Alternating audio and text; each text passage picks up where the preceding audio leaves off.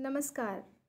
हम प्रियंका राय, भोजपुरी लोक गायिका रउआ सबके एगो झूमर सुनावत बानी जौन हमनी के बियाह शादी में गावेनी जा। त रउआ सब सुनी और हमरा चैनल के सब्सक्राइब करब और शेयर भी करब।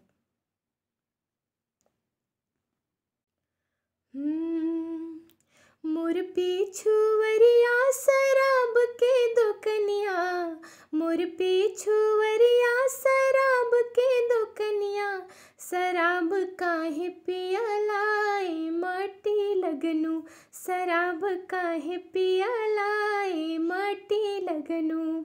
मोर पिछुवरिया शराब के दुकनिया, शराब काहे पियलाए माटी लगनु, शराब काहे पियलाए माटी लगनु।